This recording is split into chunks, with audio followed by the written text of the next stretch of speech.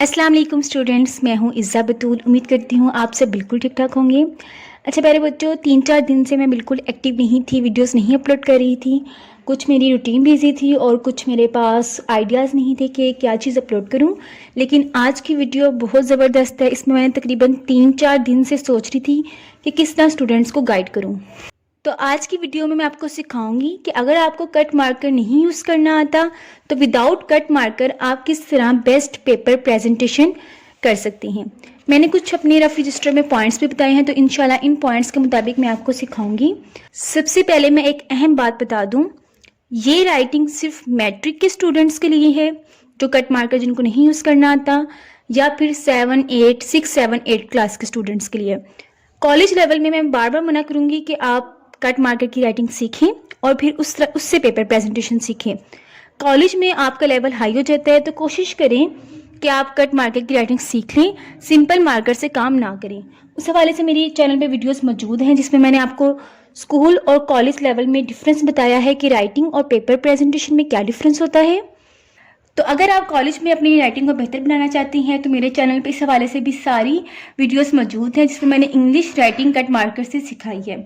तो चलते हैं जी इस पेपर की तरफ। ये 10th क्लास का पेपर है और ये पेपर प्रेजेंटेशन आप 6, 7, 8, 9, 10 क्लास के लिए कर सकती हैं अगर आपको कट मार्कर यूज़ नहीं करना आता।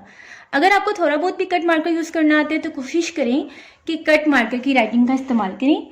आज की वीडियो में मैं आपको इंग्लिश और साइंस सब्जेक्ट्स की प्रेजेंटेशन दिखाऊंगी और नेक्स्ट वीडियो में इंशाल्लाह मैं आपको उर्दू, इस्लामियात और पाक स्टडी की पेपर प्रेजेंटेशन सिखाऊंगी कि without cut marker, without using cut marker आप किस तरह उनकी पेपर प्रेजेंटेशन को बेहतर बना सकती हैं। तो सबसे पहले आपने किस बात का ध्यान रखना है कि आपकी राइटिंग नीट एंड क्लीन हो, जिस तरह इस बच्ची ने काम किया हुआ है। मार्जिन लाइंस आप कोशिश करें कि आप कट मार्कर से ड्रॉ करें। डबल कटेड मार्कर, उसकी भी वीडियो चैनल पे मौजूद है, आप वहाँ से देख सकती हैं। वहाँ से आपने मार्जिन लाइंस ड्रॉ कर ली सबसे पहले। फिर अगर आप सब्जेक्टिव कर रहे हैं उसकी हेडिंग दी, सेक्शन की हेडिंग देनी है और जो क्वेश्चन आप कर रहे हैं उसकी हेडिंग देंगे। कभी भी आपने बोर्ड के पेपर में या आम अगर आपका टेस्ट है पूरा क्वेश्चन नहीं लिख के आना, सिर्फ बताएं पार्ट 1, 2, 3 और उसके साथ हाथ से ही आपने छोटी छोटी लाइंस ड्रॉ कर देनी है सिंपल मार्कर से। और इस तरह आप प्यारा प्यारा काम करेंगे। आपने एक बात का ध्यान रखना है कि जब आप काम कर रही हैं तो मार्जिन लाइन से ज़्यादा फासले पर आपका काम नहीं होना चाहिए। जिस तरह यहाँ पे देखिए मार्जिन लाइन से ज़्यादा फासला नहीं है, लेकिन यहाँ पे अगर फासला हो जाता है तो कोई बात नहीं। यहाँ पे आपने ध्यान रखना है कि मार्जिन लाइन से ज़्यादा डिस्टेंस आपका ना हो और ना ही आपने सारे शॉर्ट क्वेश्चन को बिल्कुल मिड में सॉल्व किया हो। जिस तरह हम लोग कोटेशंस लिखते हैं तो बिल्कुल दरमियान में आपने शॉर्ट क्वेश्चंस नहीं लिखने। बिल्कुल दरमियान में कौन सी चीज़ें लिखते हैं वो एक अहम बात है, वो ये है कि अगर आप कोई लॉन्ग क्वेश्चन कर रही हैं और उसमें सिर्फ एक प्रॉपर डेफिनेशन है, उसको आप प्रोमिनेंट करना चाहते हैं, फिर आप उसको दरमियान में लिखेंगे। लेकिन अगर आप सारे शॉर्ट क्वेश्चंस कर रहे हैं और शॉर्ट क्वेश्चंस सारे डेफिनेशंस हैं या मैक्सिमम डेफिनेशंस में है, तो आप इस तरह नहीं करेंगे कि सारे जो शॉर्ट क्वेश्चंस हैं उनके आंसर आप दरमियान में करके लिख रहे हो, दरमियान में उस तरह नहीं करना। एक पेज में, एक पेपर में कम से कम सिर्फ एक ऐसी चीज हो जो आपने दरमियान में करके लिखी हो, अगर आप दरमियान में लिखना चाहते हैं। अदरवाइज मैं आपको मना करूंगी कि आप बिल्कुल मिड में कोई चीज ना लिखें सिवाय चंद डेफिनेशंस के और कोटेशंस के। उसके बाद जब आपने काम करना है तो ध्यान रखना है कि राइटिंग में आपका ज्यादा गैप ना हो, अल्फाज के दरमियान ज्यादा गैप ना हो। जिस तरह इस स्टूडेंट ने लिखा हुआ है, देखें आपको कितना गैप नजर आ रहा है, थोड़ा सा गैप है। अल्फाज को प्रोमिनेंट करके और ज्यादा गैप नहीं होना चाहिए, ना ज्यादा गैप हो ना कम गैप हो। और सबसे अहम बात, आपके जो वर्ड्स हैं वो ना ज्यादा छोटे हों ना ज्यादा बड़े हों, बस दरमियाने साइज के हों। अब चलते हैं जी नेक्स्ट क्वेश्चन की तरफ। ये इंग्लिश का पेपर है, इंग्लिश के शॉर्ट क्वेश्चन खत्म हुए, एंडिंग लाइंस ड्रॉ की। ये जो लाइंस हैं ये आप, मैं बार कहूंगी कि कट मार्कर, डबल कटेड मार्कर से लगा सकती हैं। मार्कर को किस तरह कट करती हैं उस हवाले से वीडियो चैनल पे मौजूद है, आप वहां से देख सकती हैं। नेक्स्ट क्वेश्चन स्टार्ट हुआ। अब नेक्स्ट क्वेश्चन कौन सा था? ट्रांसलेशन का था, ऊपर आपने मेंशन कर दिया। अगर ट्रांसलेशन के पैसेज में चॉइस है तो मैं मशवरा दूंगी कि आप लाजमी उसको मेंशन करें कि आप कौन सा पैराग्राफ लिख रही हैं।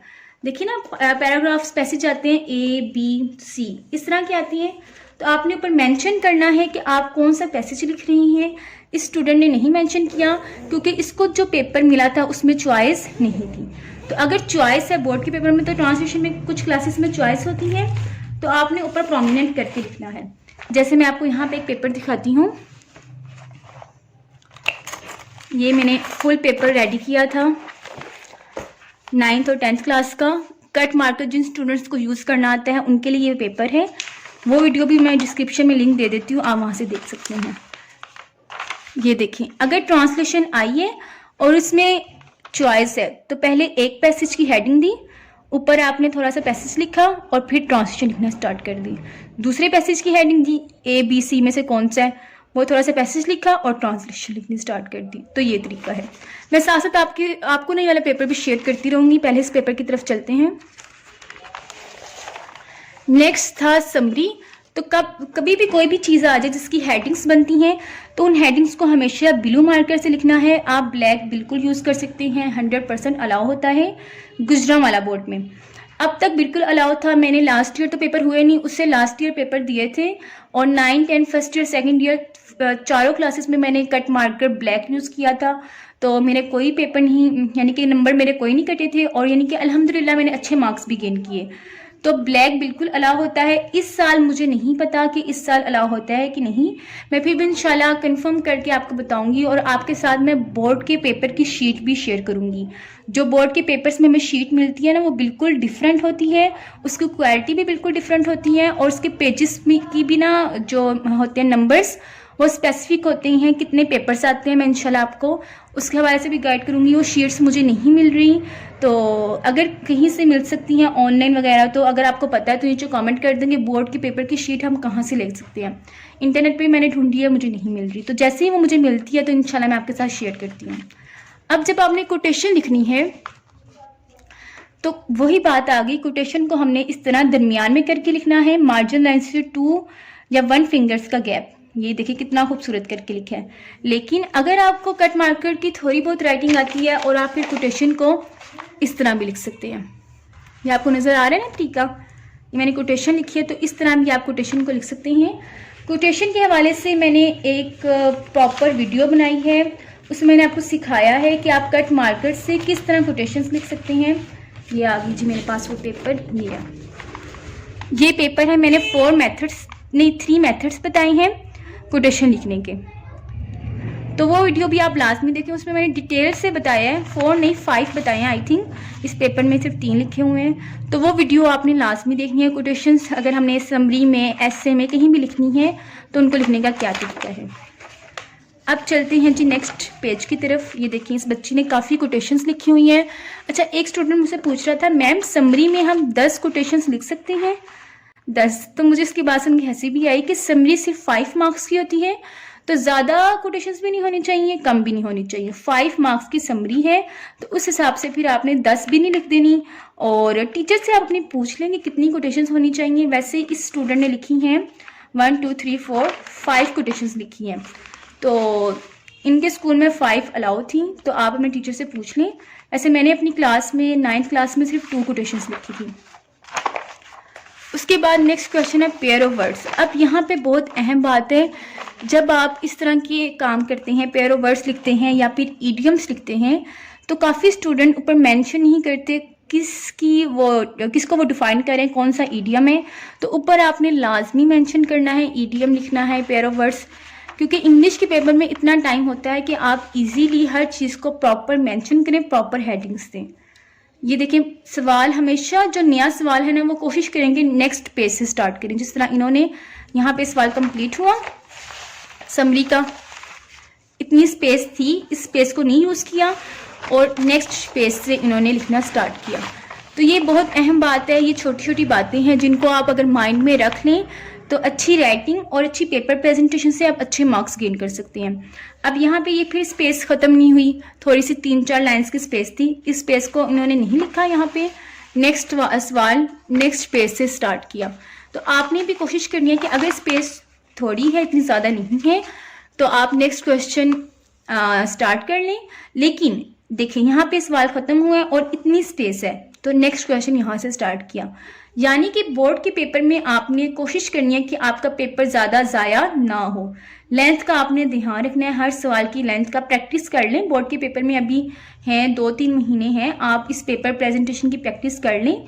लेकिन मैं आपको ये मशवरा दूंगी कि आप इन 2 महीनों में कट मार्कर की थोड़ी बहुत राइटिंग सीख लें कि आपको लिखना आ जाए। मैं भी आपको एक और पेपर दिखाती हूँ जिसमें उस स्टूडेंट ने कट मार्कर को पूरा नहीं यूज़ किया हुआ, बिल्कुल जिस तरह यूज़ करते हैं, जिस तरह मैंने यहाँ पे समरी लिखते हुए यूज़ किया, इस तरह नहीं यूज़ किया हुआ, बस 50-50 यूज़ किया हुआ। तो जिन स्टूडेंट्स को 50-50% कट मार्कर यूज़ करना आता है उनको भी मैं पेपर दिखाती हूँ।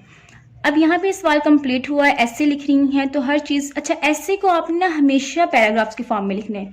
तो ये देखिए एक पैराग्राफ खत्म हुआ, उसके नीचे ही नेक्स्ट पैराग्राफ स्टार्ट हुआ, तो इस चीज़ का आपने ध्यान रखना है। ये देखिए ऐसे कितना ज़्यादा उनका लग रहा है लिखा हुआ, उन्होंने कितना ज़्यादा कितने खूबसूरत तरीके से लिखा है और हर चीज़ को प्रोमिनेंट करके, और सिंपल पेन यूज़ किया है, कोई ब्लैक मार्कर कोई कट मार्कर नहीं यूज़ किया। तो जिन स्टूडेंट्स को मुश्किल होती है, उनको समझ नहीं आ रहा होता कट मार्कर किस तरह यूज़ करें, ब्लैक यूज़ करें या ना करें, तो उनके लिए बेस्ट पेपर है वो इस तरह की सिंपल पेपर प्रेजेंटेशन करें। लेकिन कॉलेज लेवल में ये पेपर प्रेजेंटेशन ना करें। कॉलेज लेवल में कोशिश करें कि आप लोग कट मार्कर की राइटिंग सीखें। अब मैं आपको नेक्स्ट पेपर दिखाती हूँ जिसमें कट मार्कर की राइटिंग का यूज़ हुआ है, 50% यूज़ हुआ है। पहले मैं प्रोमिनेंट बता दूँ, 50% यूज़ हुआ, ठीक है। ये वो पेपर है,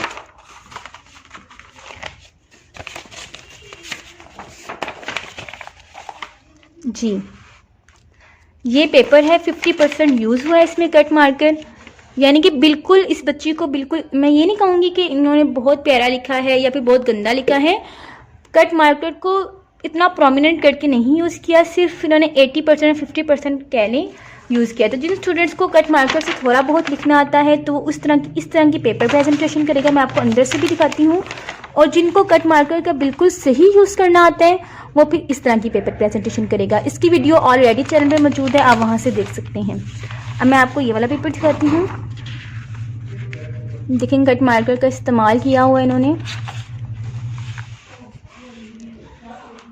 देखें हेडिंग्स कितनी प्रोमिनेंट बनाई है, यानी कि कट मार्कर का कितना अच्छा लग रहा है। लेकिन डेफिनेशन आ गई, उसको दरमियान में करके लिखा। एक पेज में एक डेफिनेशन अगर आप दरमियान में करके लिख रहे हैं तो वो चीज़ अच्छी लगेगी। ये देखिए ये साइंस सब्जेक्ट का पेपर है, आई थिंक बायो का पेपर है ये। अब कोई इन्होंने शॉर्ट क्वेश्चन लिखा, गलत हो गया तो कोशिश करेंगे आप कटिंग ना करें बोर्ड के पेपर में। वैसे अगर आपके टेस्ट हो रहे हैं कटिंग हो जाती है तो खैर है, लेकिन बोर्ड के पेपर में इस तरह की कटिंग आपकी नहीं होनी चाहिए। नेक्स्ट क्वेश्चन स्टार्ट हुआ, पॉइंट्स की फॉर्म में लिखा। तो इस तरह अगर आपको कट मार्कर थोड़ा बहुत यूज़ करना आता है तो ये देखें कितना खूबसूरत, ये वाला पेज कितना अच्छा लग रहा है। तो आप इस तरह कट मार्कर यूज़ कर सकते हैं। तो आप अभी पेपर में 2 महीने हैं, आप चाहें तो कट मार्कर की इस तरह की राइटिंग सीख लें जिस तरह इस बच्ची ने यूज़ किया। फिर मैट्रिक के बाद आप प्रॉपर जो हमें मिलते हैं मंथ्स, प्रॉपर मंथ्स मिलते हैं, 2 to 3 मंथ्स होते हैं जिसमें आप अच्छी सी ये वाली राइटिंग सीख सकते हैं। कॉलेज स्टार्ट होने से पहले ना 2-3 महीने होते हैं जिसमें आप सीख सकते हैं। ये देखिए बताने का मकसद ये है कि आपकी राइटिंग जैसी भी है, 0 लेवल है, 50% है, 100% है, अगर आप उसको खूबसूरत तरीके से अच्छी पेपर प्रेजेंटेशन से लिखते हैं तो आप अच्छे मार्क्स गेन कर सकते हैं। पहले मैंने आपको पेपर दिखाया जिसमें कट मार्कर का बिल्कुल यूज़ नहीं हुआ, वो वाला पेपर दिखाया, वो रहा ये वाला पेपर दिखाया। फिर अगर आपको थोड़ा बहुत कट मार्कर यूज़ करना आता है तो ये वाला पेपर, और अगर आपको बहुत अच्छा कट मार्कर यूज़ करना आता है तो ये वाला पेपर। तो आप तीनों तरीकों से, तीनों लेवल के, अगर आपका तीनों लेवल में किसी भी लेवल में आप नहीं हैं तो कोशिश करें कि अपनी प्रैक्टिस कर लें, टाइम के मुताबिक चलें। पेपर अभी आने में 2-3 महीने हैं तो मैं आपको मशवरा दूंगी कि आप तीनों पेपर में से किसी एक को सिलेक्ट कर लें और उसके मुताबिक अपनी राइटिंग को बेहतर कर लें। तो इंग्लिश की तो मैंने आपको दिखा दी, इंशाल्लाह उर्दू की भी आपके साथ शेयर करूंगी कि विदाउट यूजिंग कट मार्कर आप किस तरह अच्छे मार्क्स गेन कर सकते हैं। ये देखें लॉन्ग क्वेश्चन को अटैम्प्ट कितने प्यारे तरीके से किया हुआ है। तो आज के लिए इतना ही। नेक्स्ट वीडियो किस चीज़ से रिलेटेड होनी चाहिए, आपको किस चीज़ की समझ नहीं आ रही तो आप कमेंट कर सकते हैं, और मैं इंशाल्लाह आपके साथ हर चीज़ शेयर करूंगी कि स्टूडेंट अच्छी राइटिंग और अच्छे पेपर प्रेजेंटेशन से कितने अच्छे मार्क्स गेन कर सकते हैं। तो आज के लिए इतना ही। अपना ढेर सारा ख्याल रखें, दुआओं में याद रखें। अल्लाह हाफिज़।